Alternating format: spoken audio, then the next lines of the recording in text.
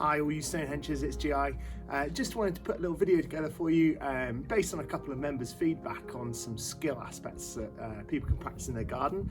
So what I'll do today, I'm going to put together this little video just to go through a really solid warm-up in terms of handstand walking, and then some skills that you can practice to improve your skill on the handstand. Just make sure that when you get to a stage that you feel that you're going to progress, that you take that progression, that skill drill, and you work it there. You don't have to follow this all the way through to the end, but hopefully there's something for everybody on this. Good luck. First up, we're going to look at some little warm-up drills. So setting your midsection, chest down, we're going to work on some arm swings, making sure thumbs are pointing backwards. So the target here is the pecs, just to make sure that we're going into a little bit of a dynamic stretch. Then we're going to start mobilizing into our overhead position, making sure the midline is still set, and arms go into the position we're going to hold in a handstand hold. Active shoulders, so actively pushing up through the shoulders and the traps.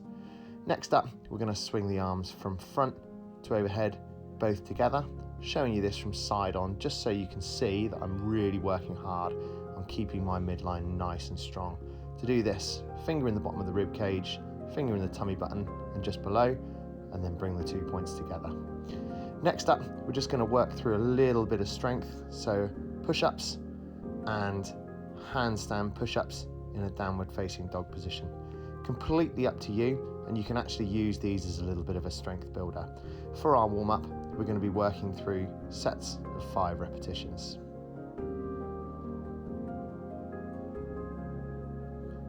Next up, we're going to start to move in our overhead position. So it's going to be some bear crawls to start with, making sure that the weight is in your hands. To do that, make sure you're standing on tippy toes and keeping those shoulders, again, nice and active. Notice how when I do this, I'm moving through the shoulder and not through the elbow. Make sure you keep the arms nice and straight. Working into some crab positions, so walking through in that crab position, making sure that you try and keep the hips nice and high.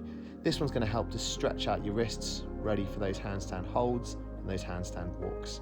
The tendency on this one is to let the hips drop, so squeeze your butt, bring the hips nice and high. Cool. So now we're going to work into some little skill drills. So these are called shoulder taps, and we're going to do them in a downward facing dog or bear crawl position. Just make sure the weight is in your hands by coming up onto your tiptoes. Little trick to this one is to move your body weight side to side to allow the hand that you're going to lift to come off the floor and go nice and light. Taking this into something a little bit more specific to handstand walking and actually being in a handstand, we're going to go into some wall facing shoulder taps. So with this one, get yourself so that your head can come as close to the wall as possible. On this one, my wall's a little bit short because I'm quite tall, obviously. And again, little tip, just make sure that you move your body weight side to side to allow that hand to come off the floor. Same hand touches same shoulder with your thumb. Now we're going to start doing some handstand holds. Now everybody is going to have a differing level of confidence on this, so it's absolutely fine just to try and kick up, touch the wall with one foot. If you miss the wall, that's absolutely fine, but just try and build a bit of confidence with kicking up on this one.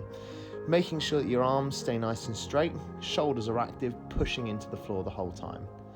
If at some point you feel as though you can actually get into that handstand hold, like I've done just there, absolutely fine, just to practice holding those handstand holds.